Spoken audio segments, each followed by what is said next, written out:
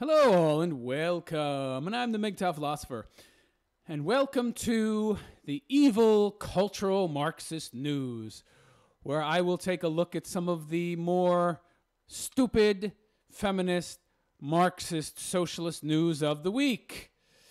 And our first story is of Shia LaBeouf calling a police officer a stupid bitch in a drunken arrest rant. So this is July 11th, so he was arrested for public intoxication.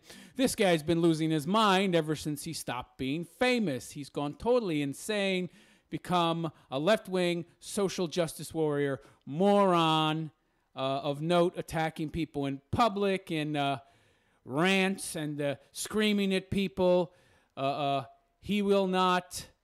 Well, I don't know what the hell he was screaming. He was screaming something at in front of some museum in front of a webcam for days. He will not divide us. Ah, yes, he will not divide us. Talking about Trump, of course. He's trying to be some kind of clever performance artist. Let's see. Video of Shia LaBeouf's arrest over the weekend in Savannah, Georgia, sees the actor and performance artist, cursing and calling a police officer a stupid bitch. So body camera footage published by local ABC affiliate shows the Transformer star, this guy's hadn't been a star in quite a while. So he made that crappy movie with the Harrison Ford. It was at the Kingdom of the Crystal Skull, and he was playing Indiana Jones' son. Wow, did he suck in that. So he goes on a profane tirade aimed at his arresting officers. "What did I do, sir?" A handcuffed LaBeouf is heard asking an officer. "I have rights. I am an American. You've got me in my hotel, arresting me in my hotel. For doing what?" For being a drunken idiot. The embattled actor appeared to become more irate and obscene, if that's possible, and was placed in the back of the police cruiser. Oh, too bad for him. "No, we can't talk." I guess the officer wasn't talking to him. LaBeouf told the officer before continuing his rant, "Take these cuffs off. I'm a fucking American. I pay my taxes. Get these shits." Shits? Okay. "Off my fucking arms. You're gonna put these shits off." Put them off? "Get these shits off my arm. You're gonna put these shits off my arms or you'll be fucking fucked." Oh my God. And look at this picture. Look at this. Unbelievable. Oh my God, he looks crazy. Should I play this video? There's no sound, it seems. Just the body cam. Clearly shows how disheveled he is. He looks like he's been living out in the mountains in nature for a couple weeks without a shower. Have you heard of a razor, my friend? Have you heard of a razor? Look at his chicken legs. No, we can't. He's trying to look all buff and all that, and his legs look like little chicken girl legs. Give me a break, buddy. I've seen enough. The actor's rant quickly shifted to President Donald Trump and race. Oh, well, of course it did. He's a social justice warrior moron. As he called a black officer a stupid bitch. I thought you liked black people. They're oppressed. And now you're calling her a bitch? Oh my, now you're attacking her femininity. Oh, you evil bastard, you. You're an oppressor of women. Who are you fighting for? Who are you fighting for? He's not fighting for anyone, you idiot. She's a police officer, you moron. She's here to protect and serve. She's not a soldier, you twit. You got a president who don't give a shit about you, and you stuck. He can't talk. Is he really this badly educated, or does he just become like inarticulate when he's drunk? He don't give a shit about you, and you stuck in a police force. Sounds like a Neanderthal or something talking. That don't give a fuck about you. So you want to arrest white people who give a fuck. Virtue signaling. Look at me. I'm one of the good white people. I'm not one of the evil white people. You should be kissing my ass and ignoring the fact that I'm breaking the law. Talk about entitled.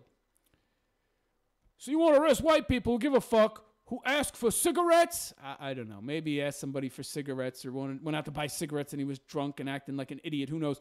"I came up to you trying to be nice, you stupid bitch. This guy is a fucking nut job. He's crazy. Who talks to police officers like this?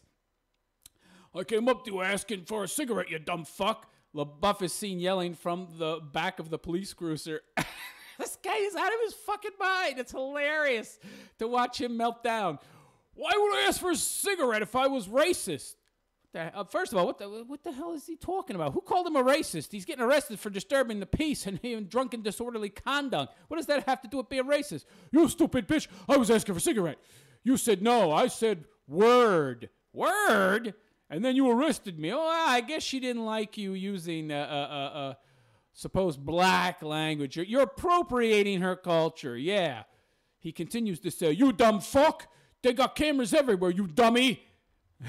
This fucking guy. So as long as he respects race and ethnicity, he can be an asshole. I see. Okay. Here it is. Yeah, he will not divide us. So I don't know. So U.S. actor Shia LaBeouf during his He Will Not Divide Us live stream outside the Museum of Moving Images in Astoria in the Queens borough of New York. Oh, of course it had to be New York. Of course. Social justice warrior enclave in January. Yeah, you all remember this, where he was seen thumping chests with people and continuing to scream, he will not divide us, he will not divide us, and saying nothing else. This Manchurian candidate boob. There he is before he decided to grow the beard and try and act like a man, but he's just a simp moron. This fucking guy. He continues to say, I got more millionaire lawyers than you know what to do with. I'm surprised he didn't say Jew lawyers. You stupid bitch, LaBeouf shouted. He's 31? Really?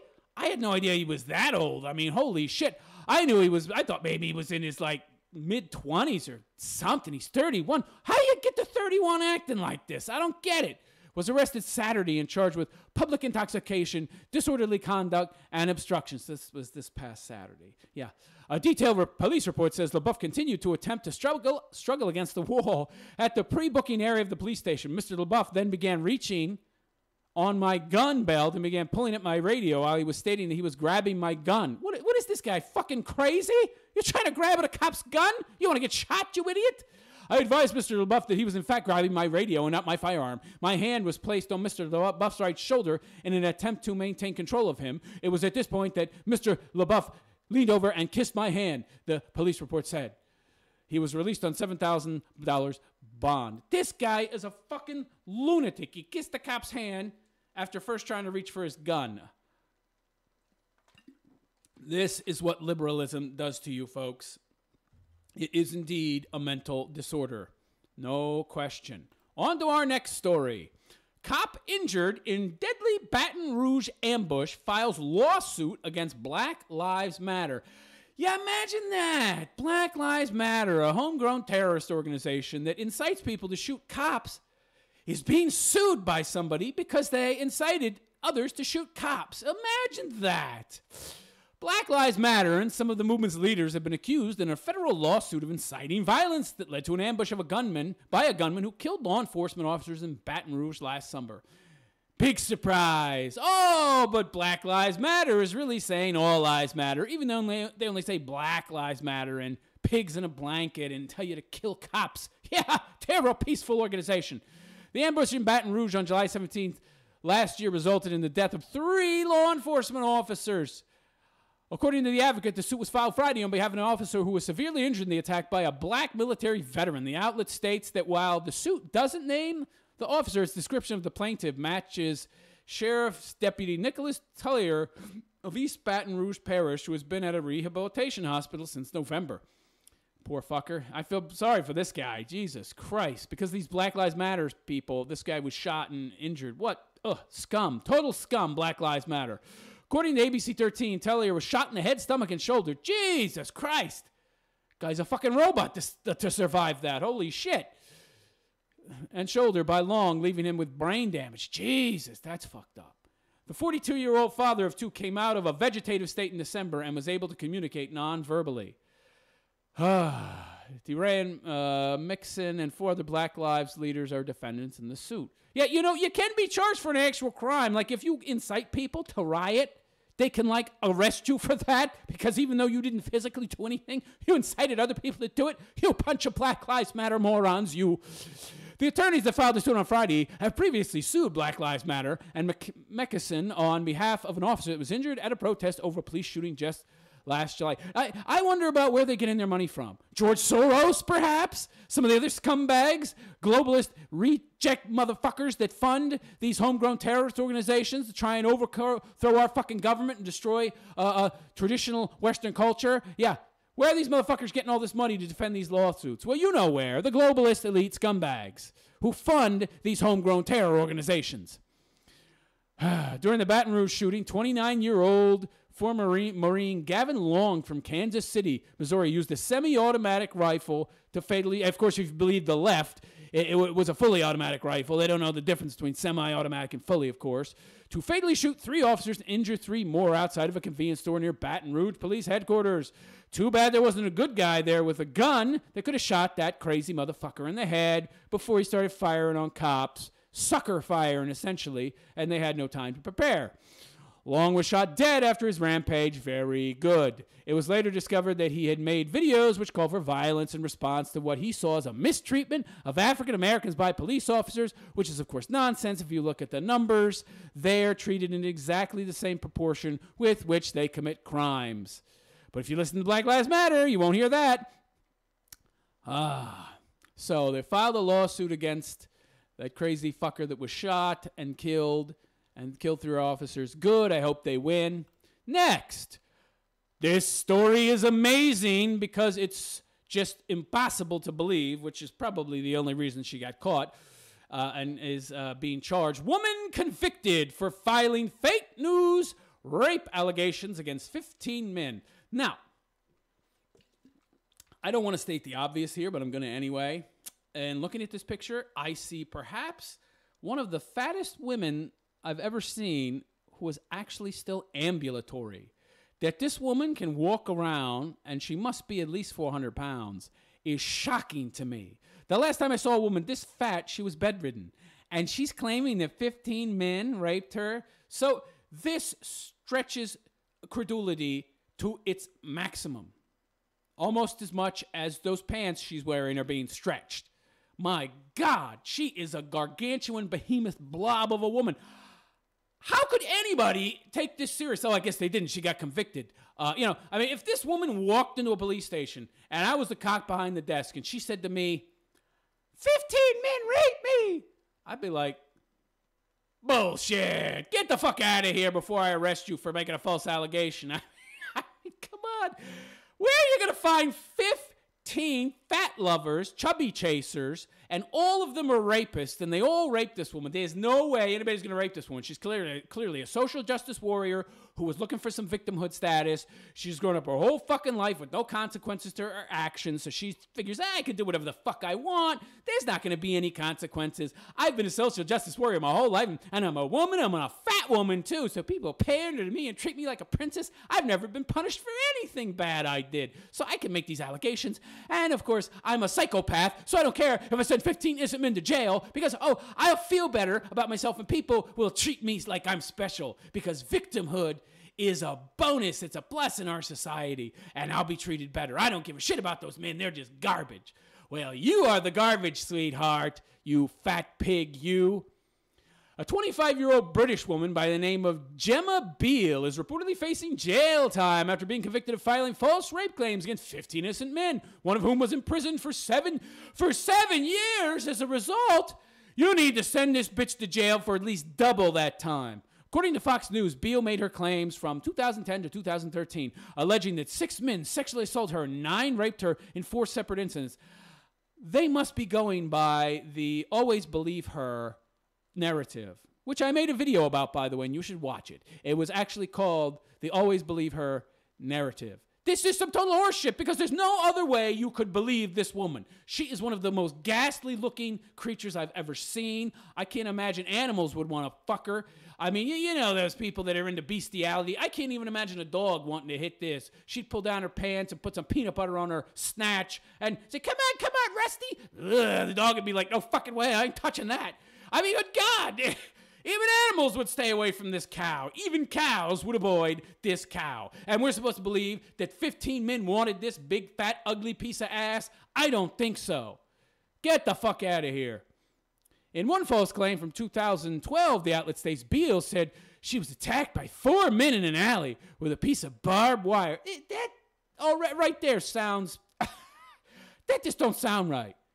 I mean, where are these guys going to get barbed wire at 4 in the morning? And aren't there better weapons than barbed wire? Wouldn't use a knife or something? I mean, what the fuck? Oh, it was just some kind of random thing. There's barbed wire laying all over the place. Yeah, okay. And are you missing the fact that she is a disgusting behemoth? Who's going to touch that?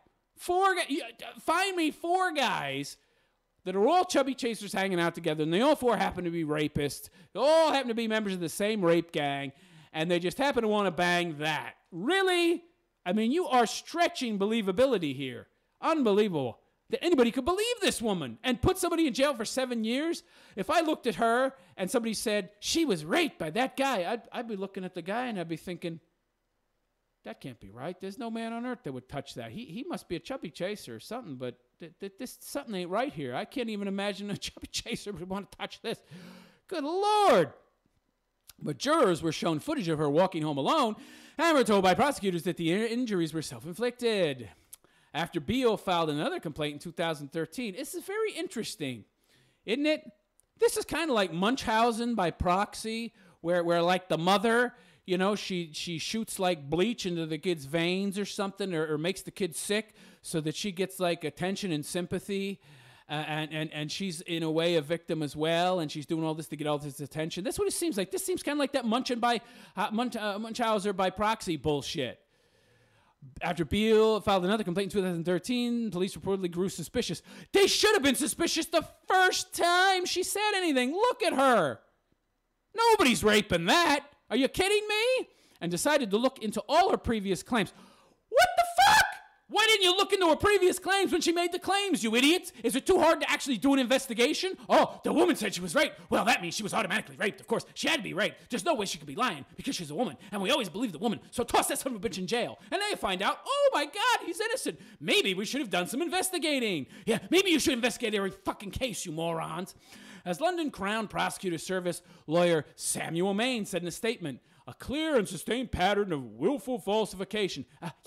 Yeah, you think? Holy shit, she can hardly keep herself up. She's so fucking fat. You're believing this shit? Gemma Beale. Good God, Gemma. Sounds like Aunt Jemima. I mean, even the name is fat.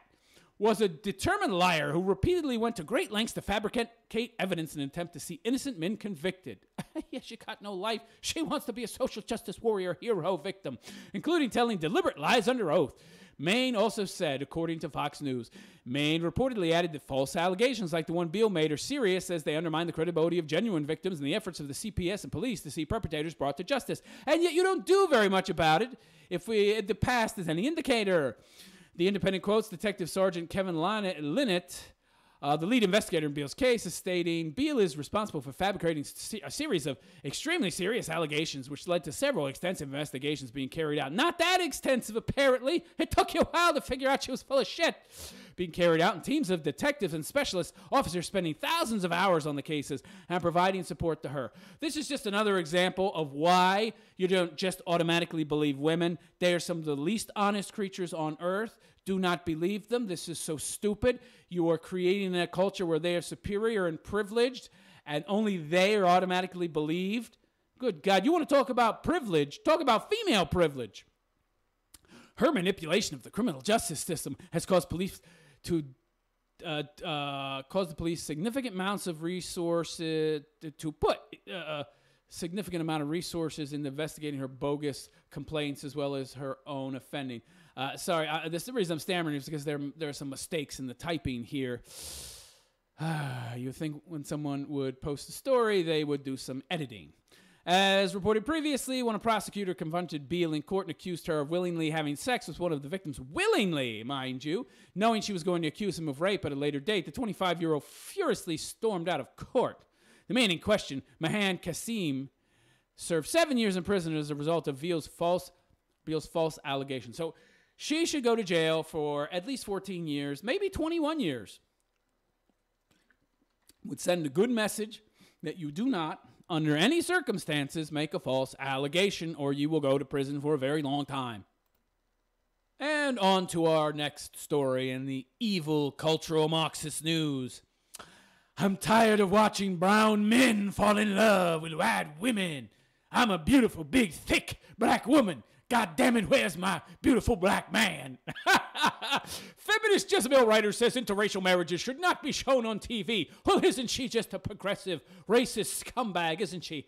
Oh, my God. And you look at a picture of Martin Luther King. It's like he heard this, and he's turning over in his fucking grave. He's like, you got to be kidding me. I spent all these years fighting against segregation, only have dumb bitches like you want to bring it back again? What a dumb cunt. Yeah, let's just bring back segregation and blacks only water fountains and blacks only schools. Yeah, good idea. You want some cornbread with that? You dumb cunt. Jezebel author Aditi Natasha Keeney. Oh my God. What is it with these people and these ethnic sounding names? Can't you have an American name? Would it be too much to ask, sweetheart? Couldn't your name be Jennifer? Does it have to be something that makes me think of watermelons and shit like that? I mean, really, couldn't you? When I hear it, I'm thinking of people dancing to African music and shit. Couldn't you just pick a normal fucking name? What's wrong with that? Says she's tired of watching brown men fall in love with white women and claims interracial television romances are perpetuating white supremacy. This is from July 9th of this year. Apparently, Keeney wants to take us back to almost 100 years ago, and cornbread was real good compared to the crap they make now because it's got all that alkali in the water, when interracial marriage was illegal because now it's just gone too far for her liking. Where's my black man to take care of my baby? You might want to blame the government for that, you dumb bitch, and the fact they give you all that welfare that enables you to have no husband. Jezebel even calls it even calls interracial dating classic white liberal nonsense. Essentially, stay away from my man because I don't have a man because you have my man. Okay, you own all black men. I see. All right, they're your property like slaves, which is really the way women see most men anyway. For the record, Jezebel is not a Klan publication. It's supposedly a liberal pro-woman outlet. Well, I guess you can pout off racist shit that sounds like it came from the KKK if you're a woman in black. You can be like the black KKK, and it's okay because you're black, right? So according to Jezebel, next time you see an interracial couple on the street, you should probably talk to them and explain how they're perpetrating white supremacy by dating a person of a different race. Yes, white people are supreme because we date people of color. Well, you dummies, I'm a person of color too. I'm white. Last time I checked, white is the color. Of course, you could argue, oh, it's a non-color. Whatever. Next. This is probably the same type of liberal crap that made Kanye West go on a pro-Trump rant right on stage in the middle of his tour, which landed him in a loony bin. In her article, Kinney argues that interracial couples shouldn't be portrayed in films because it used to be illegal. Oh, I see. For historical accuracy. It's not just your own personal hang-up. I see. More so, it's a tired and inaccurate trope. Really? I mean, I see a lot of black guys with white women and vice versa. I don't know how inaccurate it is, and I don't know that I necessarily agree with it, the interracial stuff, but far be it from me to tell people who they ought to bang and date. That a relationship between a white person and a person of color is fashioned into the gold standard of progress. Bitch, you're the one that's crafted the gold standard of progress by putting forward all this feminist, liberal nonsense crap and calling it progressive, and now it's blowing up in your face, and you're getting unexpected consequences from it that you don't like, and now you're saying, oh, this progressive stuff is bad. You're the fucking people that invented this bullshit and pushed it on the rest of us, you dumb cunt. The gold standard for progress in saving America is classic white liberal nonsense. You dummy! It's not. This isn't from fucking liberal. This is a liberal thing, not a white thing. Further, these portrayals don't accurately reflect the history of interracial relationships in America. Ah, I see. Okay, so your argument is that it's not historically accurate, not that you're a bigot and a racist yourself because, oh no, black people can't be racist. Oh, okay, but you're a racist, but you're not because you're black. That doesn't make any fucking sense. That's a racist viewpoint too. Until marriage to white people was legalized just 50 years ago, for instance, brown people were only allowed to marry people of similar skin tones. Brown people? What? This woman's even talking about other black people in a very racist way. Why don't you just call them colored people, huh? Why don't you call them coons, honey? Why don't you call them chigaboos or something like that? Brown people. Are you fucking kidding me? I can't take this shit seriously. These people are so fucking crazy. Kinney's article goes on to claim that showing interracial couples in films furthers white supremacy. Why? How does that further white supremacy? And that white people will never help brown people, even if they're family or married. What? That's a racist view. We're talking about white people won't help brown people. By the way, have you looked at ancient Europe?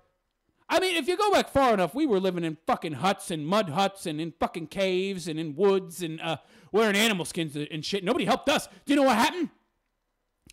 We advanced. We helped our fucking selves, and we got smarter through interacting with our environment and building tools and enhancing our environment and building shit and creating cities and thinking and writing and caring about education. We made ourselves better. We helped ourselves, bitch. I didn't see Africans coming over from fucking Africa and helping European people to become somehow more progressive and more technologically advanced and somehow better. We did it ourselves. Now we somehow owe you. We owe you now?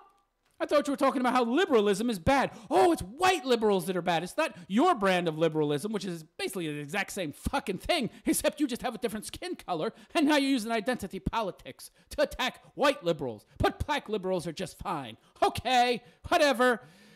She specifically slams The Big Stick, a romantic comedy involving a brown man dating a white woman. Okay, so it's not black people, it's not African Americans, now we call them brown people. Okay. What? I can't keep up with how these identity terms are changing. Representation isn't a checklist or an excuse for exclusion of more minoritized people. Well, now you're excluding white people. You're saying they can't date black people or other minorities, but it's perfectly okay. I mean, wait. So let me get this straight. So representation is the checklist or an excuse for exclusion of more minoritized people. But you have no problem with excluding majorities. You have no problem excluding people based on their race. So what the fuck are you talking about? So representation like this furthers white supremacy and does not engage with critics of white allyship. This is total nonsense. In The Big Stick, when Kumail's future mother-in-law charges at a heckler who tells him to join ISIS during a set. Now, I thought that these movies were not historically accurate representations, but if we're talking about ISIS, this is a modern-day movie. Okay, I guess that clashes with her little narrative there that she told, so she's not going to address that. During a set, it demonstrates the premise within which it exists, that if a white person cares for you, they will save you. It's not my job to save you. I could care for people. That doesn't mean I'm going to fucking save them. I could care about all humanity. That doesn't mean I'm going to go out the fucking door and try to feed everybody. You dumb liberal cunt, you. Ay. Speaking of radical liberalism's racial overtones, check out this video to hear Milo Yiannopoulos discuss why blacks need to stop voting for the Democratic Party. Well, I mean, that's pretty obvious. The Democratic Party, they were almost all fucking KKK members. They don't like black people. They're all the biggest racists in the world. And they love to use black people now to stay in office. Black people are the shills of the Democratic Party. This is a very, very strange article. Hard to make sense of her bigotry and racism except to say that liberalism is a mental disorder. Obviously, it makes no sense. Next story. Democratic Summer of Resistance event devolves. Imagine that. Into arguing about what kind of health care America needs. Well, it needs free health care, of course, don't you know? Because there is such a thing as a free lunch. I mean, somebody else is paying for it, of course, but it's free for you. So that's okay, right? I'll tell you what kind of health care Americans need. The kind that they can afford to pay for. If they can't afford to pay for it, they don't get health care. Can you imagine that? A product that you only get if you have the money to buy it. Woo! Radical idea. Yeah, that's real radical. Congressional Democrats appeared in full desperation mode while pitching their Summer of Resistance strategy at a recent rally in Los Angeles. Of course, you could have guessed it was in California, the possibly first state that will secede from the American Union. Of course, they would collapse without federal money. But these dumb liberals, they don't have the critical thinking skills to realize that. When the attending crowd was less than thrilled. As Breitbart recently reported, Representative Keith Ellison and Ted Lieu tried to articulate their new vision, but instead were dominated by hecklers chanting for single-payer health care.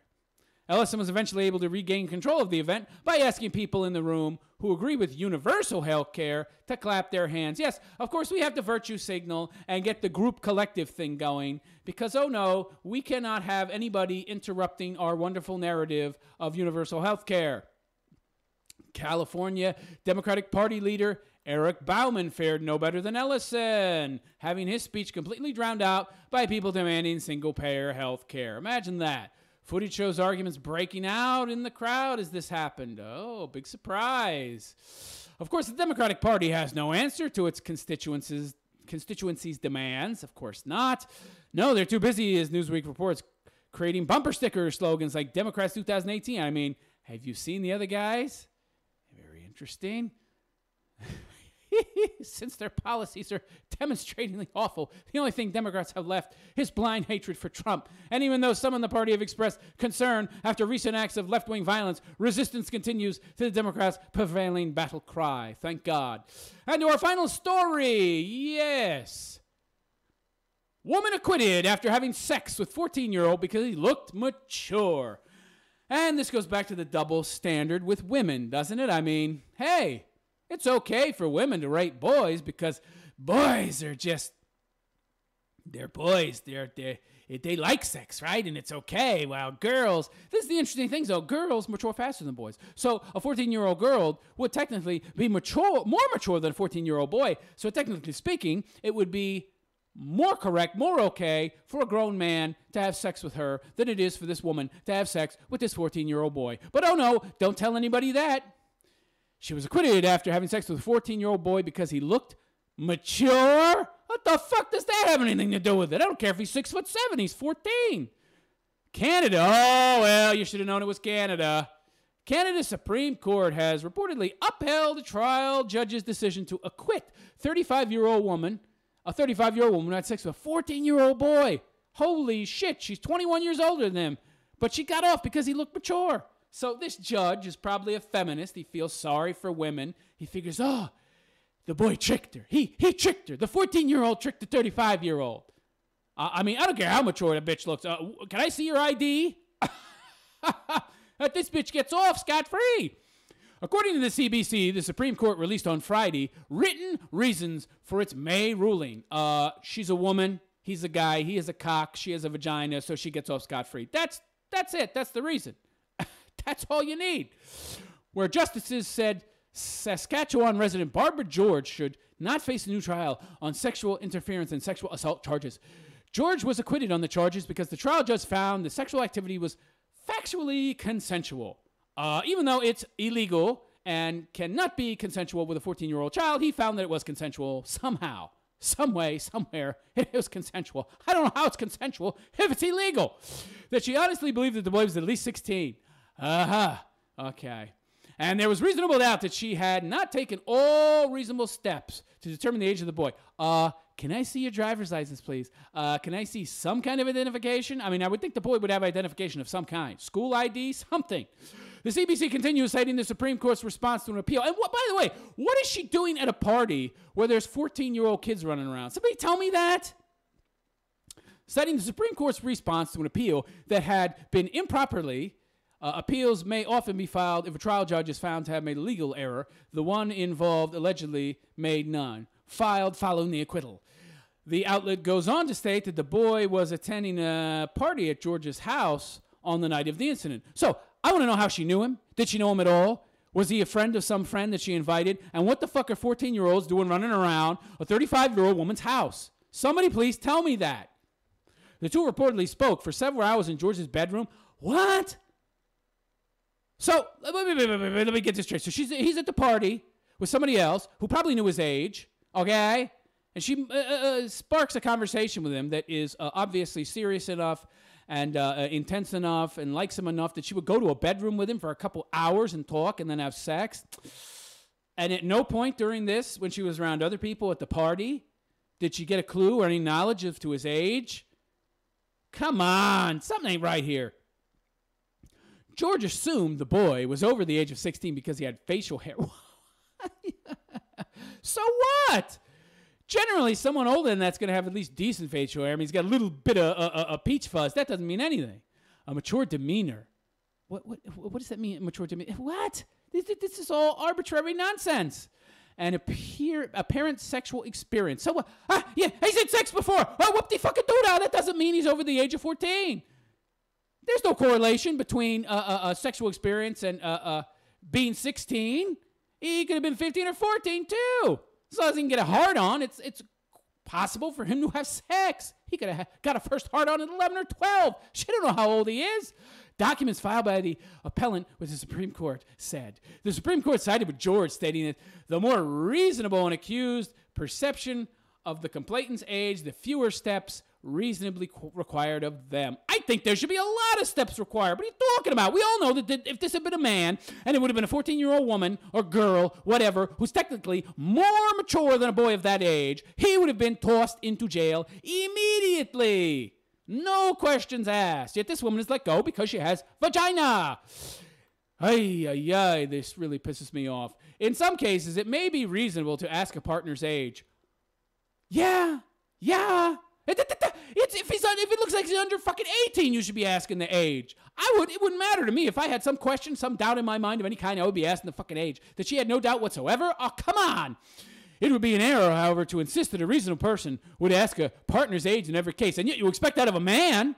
And you would have tossed this man in jail immediately. And you would have said the exact opposite. It is reasonable that you ask a partner's age. It would be an error not to ask a partner's age. You should always ask a partner's age, especially if she was a female with a vagina. But of course, if it's a female, and it's the other way around, she should not be expected to ask the age of any man, boy, that she is going to have sex with. Oh, no, of course not. These double standards really piss me the fuck off.